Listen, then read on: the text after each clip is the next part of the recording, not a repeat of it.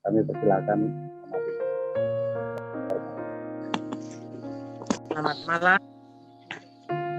Saya bercerita sedikit tentang peristiwa 1998, 22 tahun yang lalu.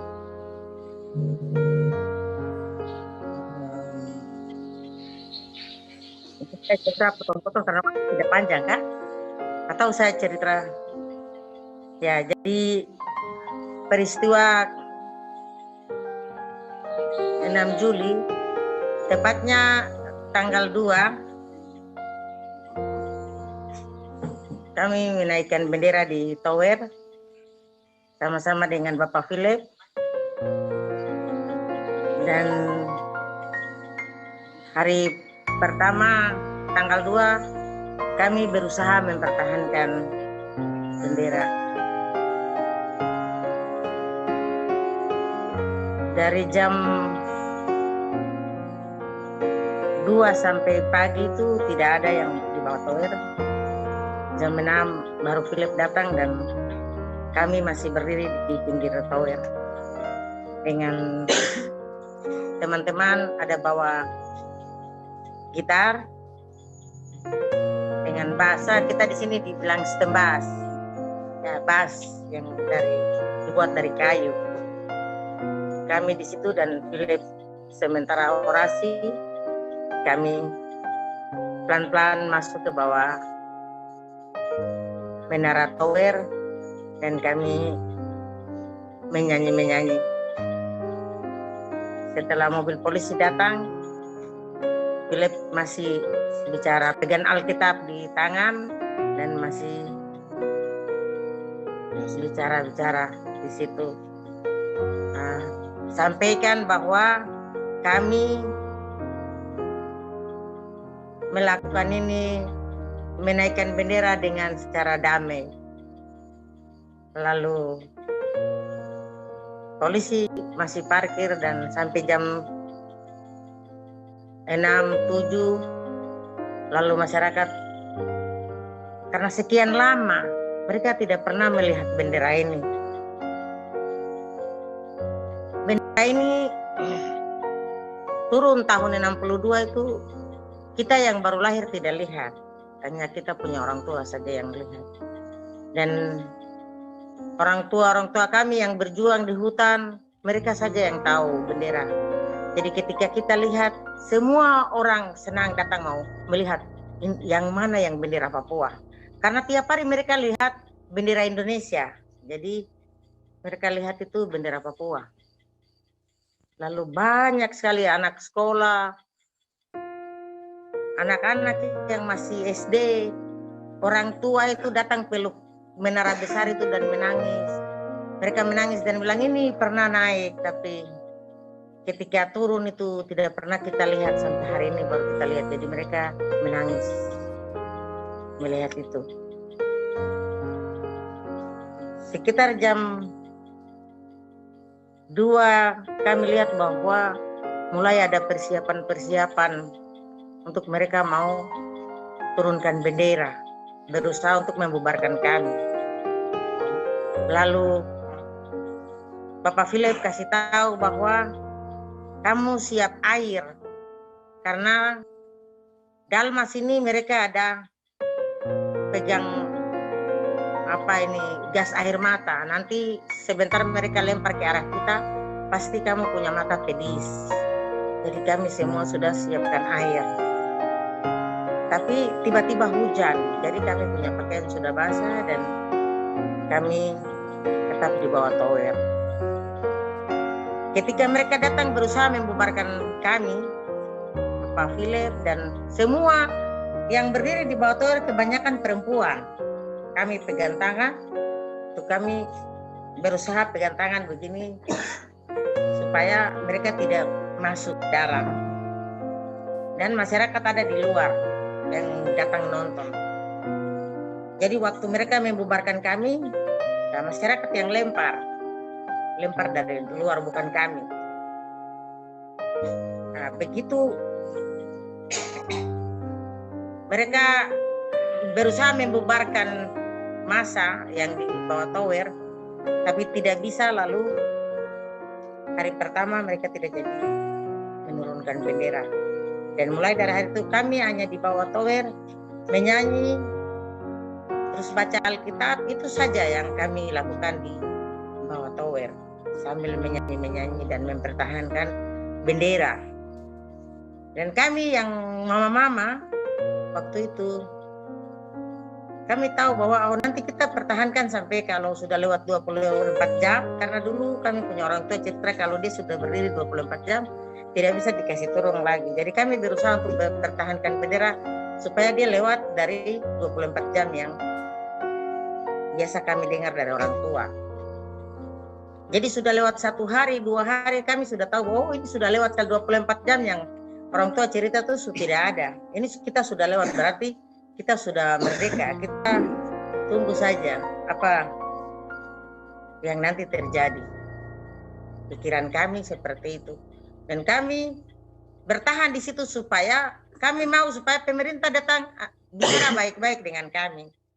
Tuntutan kami seperti apa? Karena sekian lama orang Papua menderita, terutama kami yang anak-anak korban. Kami menuntut harus negara bertanggung jawab atas orang tua kami yang sudah mereka penjarakan, siksa sampai mati. Baik di Biak Barat, di Biak Utara, mereka yang datang. Jadi perempuan-perempuan yang datang itu kebanyakan mereka itu adalah korban pemerkosaan. Yang lebih banyak datang dengan mereka punya anak-anak. Ada yang masih kecil, ada yang sudah besar. Mereka itu yang datang. Lalu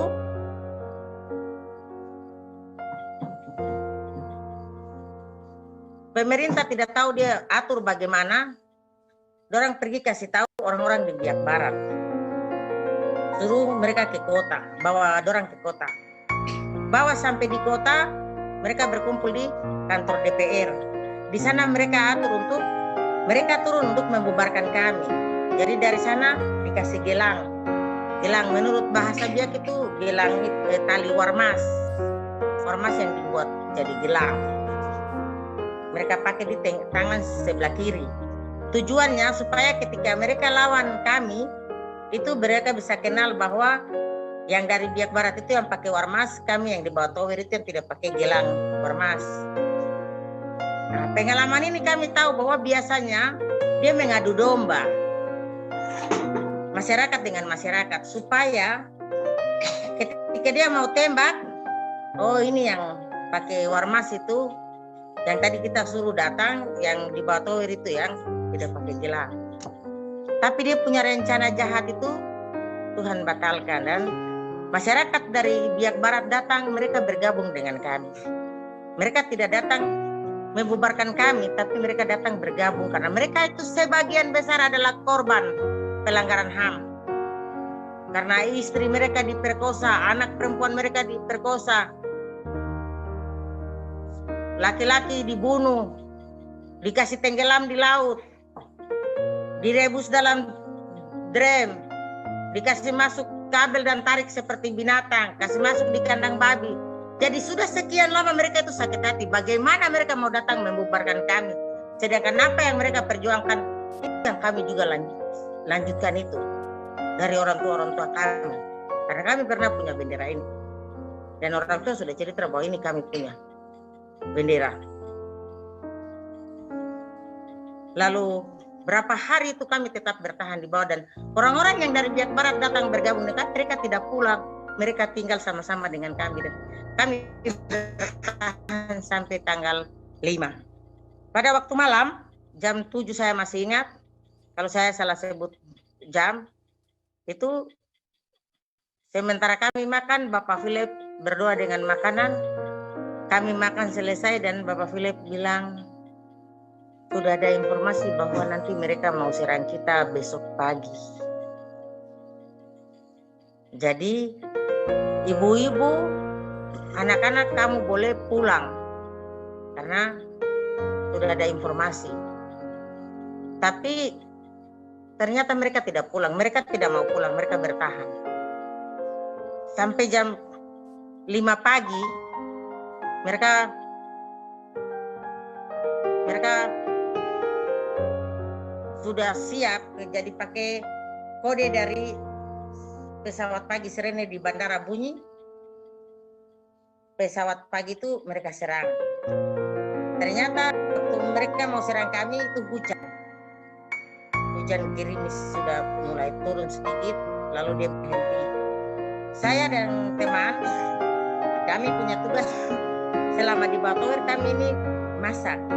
Jadi nanti masak, bawa air minum, dan kita kasih makan orang-orang di bawah tower. Setelah itu kami bawa pulang piring-piring, ceret, dan kita kembali ke tower. Dari hari pertama sampai hari terakhir. Jadi begitu Philip kasih tahu bahwa yang mau pulang, yang mau tinggal. Saya dengan teman namanya Nelin Ceben Sapia. Kami punya tugas masak, jadi kami pergi masak. Kami bikin kue. Jam 4 pagi kami sudah siap-siap untuk bawa makanan atau kue. Biasa pagi sarapan pagi, jadi kami bawa kue.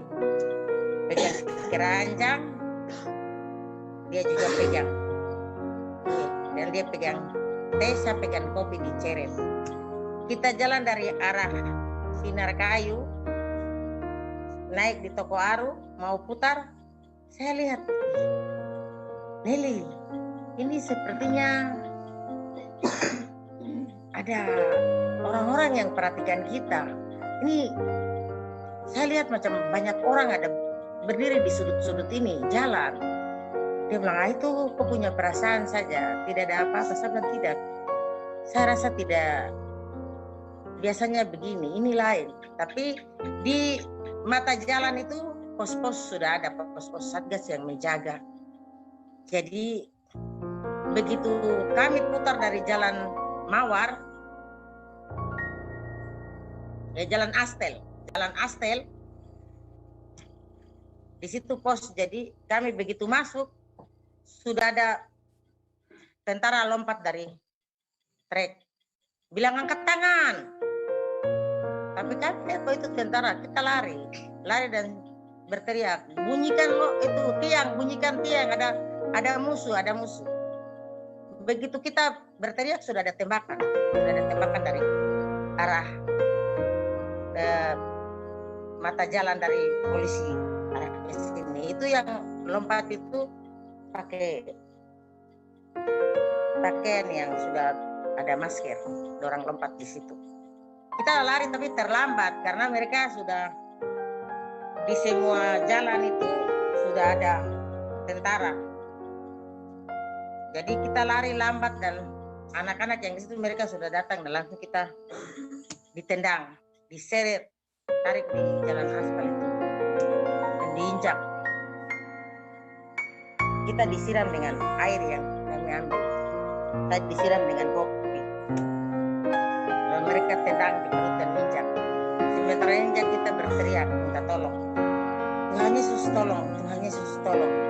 Mereka bilang, telepon, panggil Tuhan, bos-bos. Panggil supaya Tuhan Yesus yang mulai dari kamu hari pertama sampai hari kamu sembahyang, jadi hari ini juga pasti Tuhan Yesus datang tolong kamu. Nah, lalu kita ditarik, satu tendang lagi baru kita lari, disuruh lari, tapi dia tembak. Kita lari dan sempat kita masuk di ada barak di situ, masuk sembunyi di situ tank. Sembunyi, ada pakaian yang rumah-rumah di situ sudah dikosongkan karena malam itu Brimob don sudah jalan gedor-gedor pintu di masing-masing rumah, jadi don sudah kasih keluar orang-orang di situ sudah kasih kosong, don giring dong ke pelabuhan, jadi di situ sudah kosong. Kebetulan rumah yang di situ itu masih keluarga saya, jadi saya langsung tarik pakaian, kita ganti pakaian dan kita berusaha jalan keluar, maksudnya mau lari menghindar dari tempat itu, tapi masih ada bunyi tembakan. Tadi begitu bunyi tiang listrik itu tembakan dari Meriam dari kapal itu dia sudah tembak dari arah kapal ke darat ke tower. Terus kita mau lihat itu ada helikopter yang lari di atas, dia tembak ke bawah. Jadi bingung kita mau lari kemana. Ketakutan sudah membuat kita orang bingung mau lari kemana. Nah, jadi kita masuk itu keluar sampai masuk di jalan turun ke Sinar Kayu. Trek datang dan langsung kita ditendang, langsung ikat mata dengan kain hitam, lempar ke atas. Sudah rasa pusing, tapi mereka lempar ke atas trek itu. Waktu sebelum mereka ikat mata itu masih sempat lihat itu trek biasa warna kuning, warna ya seperti baju ini terlalu kuning, warna krem begitu. Trek itu langsung begitu kita lihat trek, tapi sudah ikat trek dari arah sana kemari dan sudah ikat mata dengan kain hitam, langsung lempar, kita jatuh rasanya jatuh di manusia. Jadi jatuh ke bawah, ada yang berteriak. Tidak lama kita di bawah, terus dan taruh di pos. Dan satu pos, kita lihat itu di dalamnya sudah banyak orang. Dan penyiksaan di situ. Banyak perempuan-perempuan, laki-laki, anak-anak. Perempuan tuh ada yang muda, ada yang sudah tua sekali. Dan juga ada perempuan-perempuan hamil. Di situ kita disiksa. Saya tangan masih terbakar, ada tangan terbakar. Ini ada bekas cangkur, kita dipotong dengan cangkur. Ini popor senjata, ini kepala dikasih bocor dengan cangkur. Sudah disiksa di situ.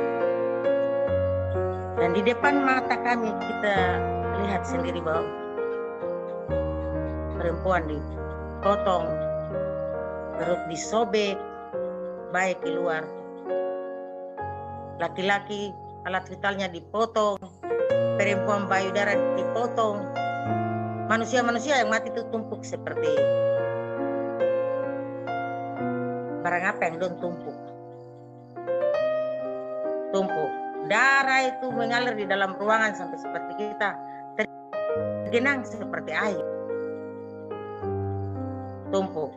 Darah itu mengalir di dalam ruangan sampai seperti kita tergenang seperti air. Kita tidak bisa bikin apa-apa. Berteriak minta tolong, Tuhan Yesus tolong, Tuhan Yesus tolong, Tuhan Yesus tolong. Hanya kata Tuhan Yesus saja yang di mulut, lain kita sudah tidak bisa bikin apa-apa. Luka yang sudah potong begini itu dan taruh juga lagi, sudah rasa macam mau gelepar kayak ikan yang gelepar. So, tidak berdaya. Mobil masuk keluar mulai angkat manusia. Mobil masuk keluar angkat sampai sudah gelap. Tiba-tiba ada militer yang masuk lagi. Kita begitu lihat itu sudah merasa pusing karena kita tahu saja mereka ini masuk dan kita juga dibunuh. Dia masuk lalu dia kasih patah itu. Mereka ada berapa orang masuk itu kasih patah borgol.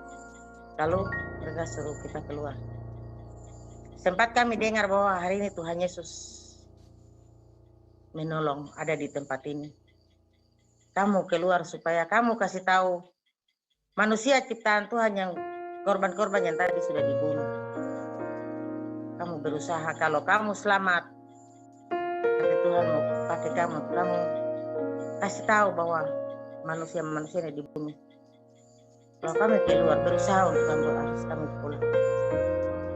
Tapi puji Tuhan masih ada orang Samaria yang masih mau membantu kami. Akhirnya kami dibantu untuk dan kami meloloskan diri lari masuk hutan. Jadi kita dibawa di dalam mobil militer juga. Kita dibawa dan dilepas di satu tempat. Masih satu arah jalan yang tadi trek-trek yang lari bawa manusia mungkin. Menurut sopir, kita tidak bisa lari di tempat lain. Karena kita harus lari di tempat ini supaya kita tidak.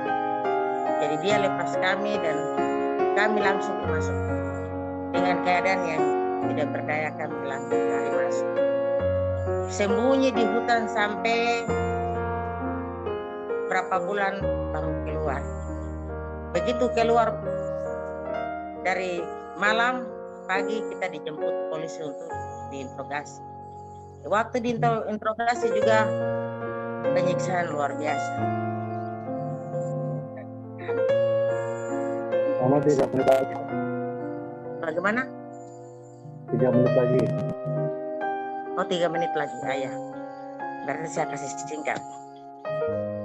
Jadi bagaimana kami menyaksikan perlakuan Indonesia, militer Indonesia yang begitu bengis, begitu kejam. Dan kami tahu bahwa bukan saja kami. Sebelum kami, orang tua kami, orang-orang Papua yang dari dulu sejak tahun 63 Papua diintegrasi Indonesia, perlakuan seperti ini, orang tua, orang-orang Papua sudah mengalami itu. Dan kami ini yang mengalami kali keberapa lagi, generasi keberapa lagi yang mengalami. Oleh karena itu, saya nanti cerita panjang lebar, waktu terlalu panjang kalau kita cerita peristiwa Biak Berdarah. Dan teman saya sempat lari, dia di atas kapal, dia disembunyikan di dalam mesin kapal, lalu angkatan laut naik di kapal yang mereka tumpang atau menumpang di kapal itu. Dia periksa tapi tidak ada orang karena petugas di kapal bilang ini bukan kapal penumpang, ini kapal perusahaan. Jadi tidak ada penumpang. Mereka turun, pergi, lalu dia suruh mereka naik dan lihat. Speed itu dia lari ke sana dan kapal perang itu lari tabrak perahu-perahu yang menyeberang dari Yapen dan yang menyeberang dari Biak ke sana. Mereka tabrak dan orang-orang berenang dan mereka tikam mereka di kulit air itu dengan pisau sangkut. Lalu teman yang sudah dibuang di kapal ada yang masih ada sampai hari ini karena satu kampung dengan saya. Dia juga jadi saksi dan kami punya cerita selalu sama dalam arti dia menceritakan bagaimana perlakuan militer di atas kapal sampai dia dibuang. Semua itu cerita yang tidak ada yang bagus, semua sama. Penyiksaan yang sangat luar biasa. Perempuan-perempuan susu di payudara dipotong, laki-laki punya alat vital dipotong, perempuan-perempuan dikasih masuk sangkut dan segala macam itu terjadi. Oleh karena itu saya tidak mau banyak cerita lagi. Saya mau bilang begini, tadi di dalam wawancara kami mereka Komnas mau selesaikan masalah, tapi kalau bagi kami tidak perlu karena 2000 kasus sampai pura berdarah yang disidangkan di Makassar tidak ada keadilan bagi korban. Sama hal pasti kami juga akan alami. Oleh karena itu kami minta untuk Indonesia membuka pintu untuk tim investigasi HAM PBB masuk ke Papua. Itu permintaan yang pertama. Yang kedua, dia membuka dialog dengan melibatkan pihak internasional. Tidak bisa di Indonesia dialog dengan kita orang, tidak bisa. Kami orang Papua tidak bisa. Kalau dia mau dialog melibatkan pihak internasional dan LMP yang hadir. Karena itu wadah resmi orang Papua punya. Kami korban-korban ini punya wadah dari semua orang Papua, punya wadah yang sudah resmi. Tulang belulang, darah, air mata ada di pundak para orang yang ada di ULMP, baik di luar negeri dan di dalam negeri, semua sudah ada di situ. Jadi kita tidak mau. Tadi ditawarkan otonomi khusus, kami sudah tidak mau. Tadi saya tanya otonomi untuk siapa? Kami tidak tahu otonomi. Kami itu sudah dari dulu tolak otonomi. Karena orang tua pernah ditipu dengan otonomi. Kami juga ditipu dengan otonomi. Terus otonomi apa lagi? Kita sudah tidak mau. Jadi permintaan saya tadi meminta Indonesia membuka pintu dan menerima tim investigasi HAM PBB masuk ke Papua. Itu yang pertama. Yang kedua, membuka dialog dan melibatkan internasional. Membuka dialog dengan ULMP dan melibatkan pihak internasional. Yang ketiga, dia mengizinkan jurnalis asing masuk ke Papua. 3 ini yang kami. Itu saja sekian.